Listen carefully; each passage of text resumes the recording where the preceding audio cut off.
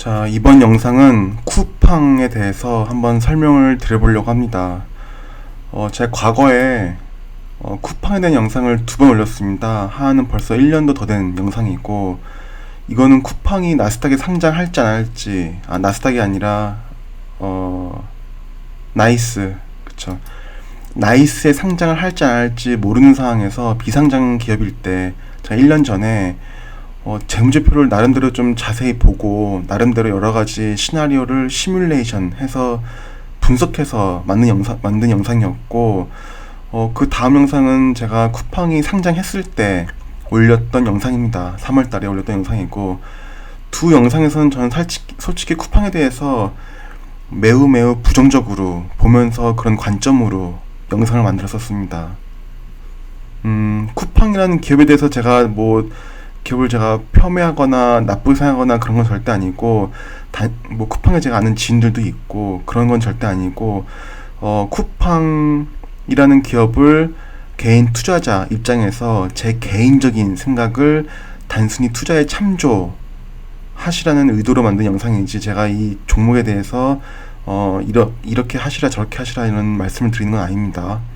일단 쿠팡은 제가 두 영상으로는 작년에 한 번, 그리고 올해 초에 한 번 올린 영상으로는 저는 쿠팡에 대해서 되게 안 좋게 봤습니다. 투자자의 입장에서 종목을 고르는 데 있어서. 그리고 이번에는 한번 이 쿠팡에 대해서 한번 설명을 드려보려고 합니다.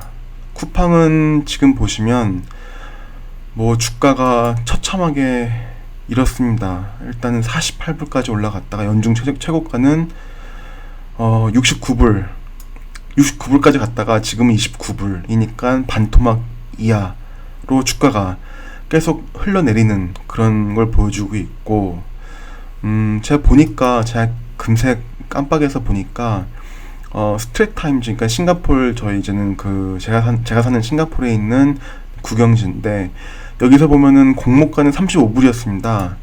35불의 공모가인데 현재는 29불이니까 공모가만도 못한, 그리고 공모가 공모가는 상장된 날에는 주가가 63.5불까지 튀었으니까, 이때 대비해서는 현재 주가는 반토막, 말 그대로 반토막 더 이상 난 겁니다. 이것만 보면은 참 쿠팡 주가가 참담하고, 저는 쿠팡 주식을 투자할 만한 종목은 아니라고 생각을 꾸준히 하고 있고, 앞으로도 그런 생각을 하고 있는데, 한번 그 점에 대해서 간단히 제가 자세한 건 영상을 만든 적이 있으니까 간단히 한번 보여드리려고 합니다. 일단 보시면은 분기별 매출을 보면은 매출은 꾸준히 올라왔습니다. 매출은 꾸준히 잘 올라왔고, 다만 이제 순이익은 점점 커지고 있고, 쿠팡답게. 그리고 재무제표가 그러니까 그 밸런스 쉿이 있고, 그리고 여기 캐시플로가 있는데, 요거를 제가 한번 설명을 드려보려고 합니다. 일단 자세히 제가 볼 건데, 대충 말씀드리면 여기서부터 일단은 영업활동으로 들어가는 현금, 즉 적자는 나고 있으니까 오퍼레이팅 액티비티를 통한 캐시플로우는 네거티브인데, 문제는 뭐냐면, 일단 파이낸스 액티비티는 뭐냐면은 채권을 발행하거나 또는 은행에서 빚을 내서 론을 땡기거나 아니면은 자사주를 발행하거나 이런 식으로 주식 발행, 그리고 은행에서 대출 또는 채권 발행, 이런 세 가지 방법으로 약간 자금을 파이낸스 조달할 수 있는데, 이걸로 통해서는 지금 보면은 엄청나게 큰 금액이 현금이 들어온 거는 당연히 주식 발행을 통한 현금 흐름이 들어오는 겁니다. 근데 문제는 제가 안 좋게 보는 거는, 쿠팡이 나름대로 사이즈를 늘리고 있다고 하지만 인베스팅이 별로 되지 않습니다. 한마디로 투자 활동은 적극적이지 않습니다. 그러니까 주식 발행을 통해서 현금이 엄청 들어오고 있는데, 의외로 투자 활동은 별로 크지 않습니다. 그래서 그냥 주식 발행으로 들어오는 현금을 다 적자로 날려버리는 걸 지금 하고 있습니다. 이런 점을 제가 매우 안 좋게 보고 있는데, 이걸 제가 간단히 보여드리겠습니다. 쿠팡 인베스터 릴레이션 IR로 가면은 이런 식으로 10Q는 분기 보고서, 그리고 10K는 연간 보고서인데, 10K는 감사를, 저는 CPA를 통해 가지고 감사를 받아내는 보고서고 10Q는 쿼털리 분기 보고서고 이거는 unaudited, 즉 감사를 받지 않아도 되지만 어느 정도의 이제는 그 저희가 국제 회계 기준 곧 IFRS 또는 US GAAP에 따라서 재무제표를 작성해서 제출을 해야 합니다. SEC에. 근데 일단은 이 기업은 상장된 지가 겨우 올해이기 때문에 10K는 아직 없습니다. 뭐 있을 수도 있겠지만 과거 거는, 최근 거는 뭐 2020년 거는 없는 것 같은데 일단은 그렇습니다. 그래서 지금 제가 보여드리는 거는 이거는 전년 분기 보고서입니다. 이거는 분기 보고서이고 이걸 제가 간단히 보여드리려고 합니다. 최대한 어차피 분기 보고서는 연간 보고서처럼 자세한 내용이 나와 있지 않고 대략적인 이제는 손익계산서 그리고 재무상태표, 현금 흐름표 그리고 뭐 특별한 사항들을 간단하게 요약본으로만 나타내주기 때문에 별로 자세히 볼 것도 없습니다. 그래서 보면은 매출은 3months end니까는 분기 실적입니다. 분기 실적으로 이거는 2.6 빌리언, 4.4 빌리언. 그래서 2020년에 비해서 2021년에는 전년 대비해서 YOY로 71%, 매출은 꽤 많이 성장을 했고 액티브 커스터머는 그러니까는 활성 중인 고객 수는 26% 늘어났고 그로스 프로핏 그 매출이익은 이만큼 늘어났습니다. 늘어났는데 매출이 늘어난 거에 비해서 그로스 프로핏 매출이익은 늘어난 폭이 덜하니까는 수익성이 좋아진 건 없습니다. 그리고 딱 봐도 일단 매출이 71% 늘었을 때 넷 로스 그 순손실은 거의 5배 늘어났기 때문에 이 기업은 여전히 죽을 쓰고 있는 상황입니다. 죽 쓰고 있는 상황인데, 자, 그 다음 걸 보겠습니다. 이걸 제가 보고 좀 우려가 되는 건데, 이거는 밸런스 슛입니다. 뭐 저는 대차 대조표로 배웠는데 요즘은 재무상태표라고 얘기를 하는 것 같고, 보면은 자, 여기가 뭐 지금 제가 뭐 재무제표를 교육하는 그런 영상은 아니기 때문에 간단히 이제 보셔야 될 내용만 보여드리겠습니다. 자, 보면은 일단 자산이 8.5 빌리언이 있고, 그 다음에 부채가 5.7 빌리언이 있고, 뭐 나머지는 자본입니다. 자본이 있는데 자본은 2.8 빌리언 이렇게 있는데, 자, 보면은 제가 우려되는 사항은 8.5 빌리언이라는 이 자산 중에서 대부분, 즉 절반은 현금입니다. 현금이고 그 외에 인벤토리, 재고자산인데, 인벤토리도 쿠팡 같은 경우는 그 악성 재고라고 해서 스크랩 해야 되는 그런 자산들이, 재고자산들이 매년 굉장히 많이 생깁니다. 그런 게 있고, 그래서 결론은 이렇게 current asset, 이게 단기 자산, 제가 용어를 한국말로 기억 안 나는데 current asset이랑 non-current asset이 있는데, 뭐 단기 자산이랑 장기 자산이 있는데, 이런 같은 경우는 current asset 같은 경우에는 6빌리언이 있고, 요거가 제 문제는 전체 자산 중에서 8.5 빌리언 중에서 6빌리언이 캐시 또는 인벤토리 같은 핫 어셋, 퀵 어셋입니다. 이 뜻은 뭐냐면 쓸데없이 자산 중에서 현금이 너무 많고, 그리고 의외로 PP, 즉 CAPEX, 여기서 이런 공장 및 뭐 땅, 빌딩 뭐 이런 것들, 이런 장기 자산, 롱텀 어셋 같은 경우는 이런 자산이 많지 않습니다. 8.5 빌리언 중에서 겨우 1 빌리언이 이런, 이게 한마디로 이제는 쿠팡에서 나오는 풀필먼트 센터, 그런 물류 창고니 뭐 배송하는 트럭이니 뭐 부지니 빌딩, 그런 게 다 PP, 그 프로퍼티 앤 이퀴먼트에 들어가는데, 이거에 대한 자산은 1 빌리언입니다. 근데 놀라운 거는 작년 10월 말에도 1 빌리언입니다. 한마디로 회사가 외형적으로, 그러니까는 인프라스트럭처 차원에서, 그러니까 PP라는 거는 인프라스트럭처가 커지냐 안 커지냐를 판단할 수 있는데, 쿠팡의 외형, 즉 풀필먼트 센터나 그런 것들은 커지지 않았습니다. 6개월 동안 제자리인 것입니다. 뭐 물론 여기서도 리스도 자산으로 잡기 때문에 리스도 있긴 한데, 이것도 뭐 성장폭은 매우 미약하고, 그래서 제가 우려되는 건 뭐냐면은 이 기업이 주식을 발행해서 상장을 시켜서 돈이 쏟아져서 들어온 현금을 현금성 자산으로 쥐고 있고, 인프라스트럭처를 늘리기 위한 외형 확장은 뭐 안 하고 있거나 소극적으로 하고 있다라고 보입니다. 이 점이 제가 쿠팡의 성장의 한계, 이미 한국에서는 성장을 함에 있어서 한계가 도달하지 않았나, 풀필먼트를 무작정 계속 지을 수는 없으니까 한국에서의 성장성에 한계가 오지 않았나라는 걸 이 어셋 항목에서 제가 제 나름대로는 유추를 할 수 있었고, 그럼 어카운트 페이어블은 뭐 저희가 그 채권, 매출 채권이 아니라 이제는 매입 채무가 되는데, 요거는 뭐 그런 거고. 자, 그래서 보면은 일단 또 이거는 손익계산서입니다. 세일즈와 이런 것들이 나오는데, 보면은 매출은 이렇게 많이 늘어났습니다.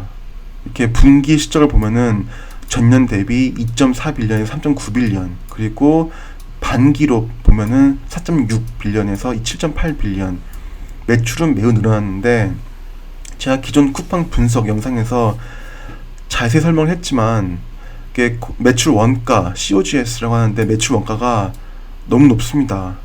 그렇기 때문에 여기서 G&A를 빼면은, 그러니까 매출 원가가 높다는 건 뭐냐면은, 쿠팡이 물건을 팔면은, 뭐 로켓 배송이든 뭐든 물건을 팔면은 그거에 대해서 이런저런 로켓 배송맨인가 그런 배달 기사나 이런저런 부대 비용을 빼면은 돈이 남는 장사가 아닌 겁니다. 쿠팡이 매출이 늘어나고 신규 고객을 유치한 이유는 싼 가격에 그 로켓 배송을 해서인데, 로켓 배송 자체가 돈을 벌 수 있는 구조가 아닙니다. 그렇기 때문에 말 그대로 매출 원가는 매우 높은 것입니다. 그러니까 사업 구조 자체가 돈을 벌기 힘든 구조라는 걸 여기서 알 수 있고, 그래서 항상 영업손실, 오퍼레이팅 로스, 영업손실은 항상 매우 큽니다.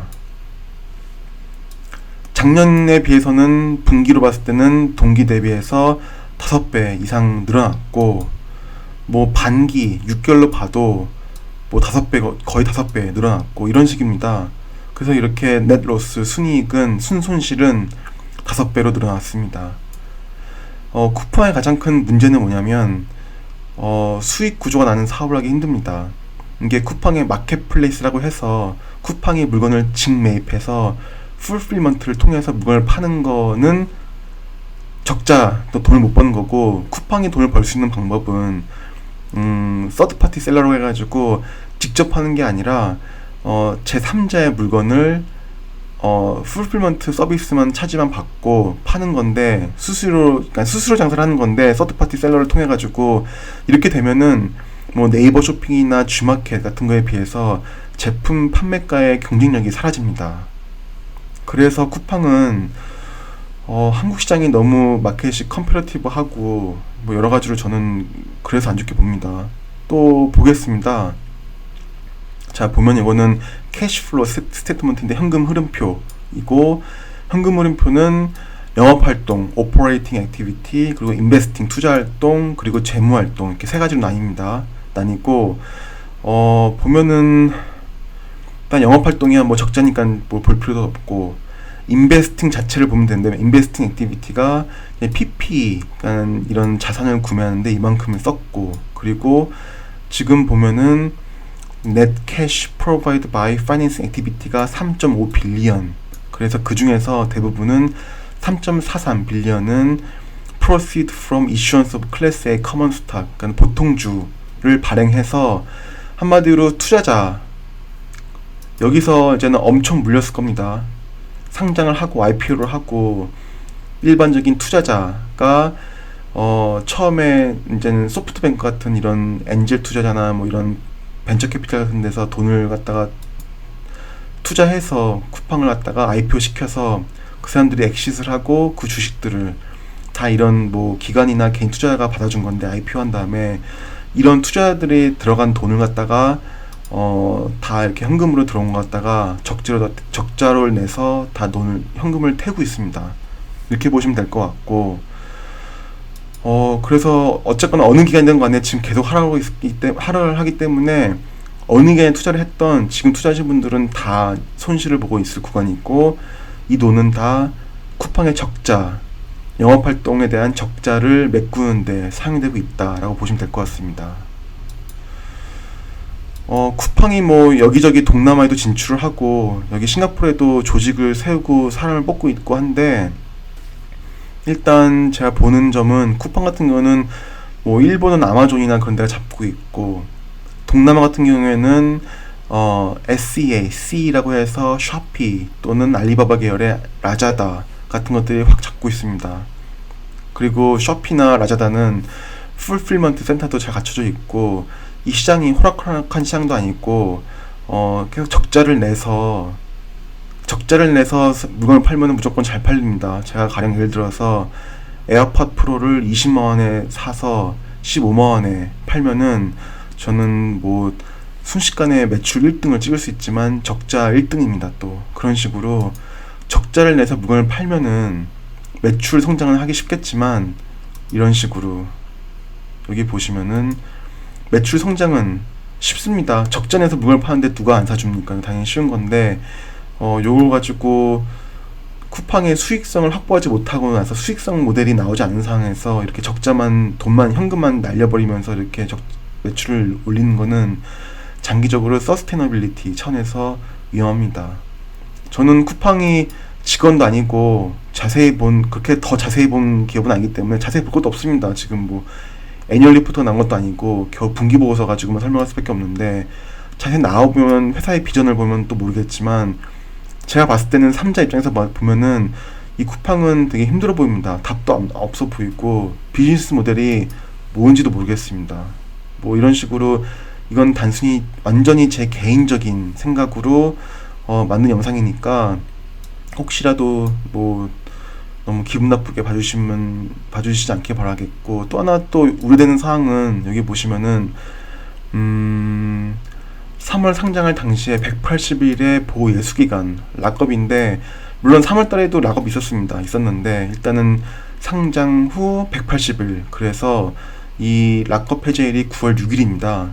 9월 6일이 되면은 여기 나온 대주주들, 뭐 비전 펀드니 뭐 그린옥스 캐피털이니 뭐 매버릭 홀딩스니 이런 것들이 있다고 하는데, 여기서 당연히 대주주들이 자금 회수를 할 겁니다.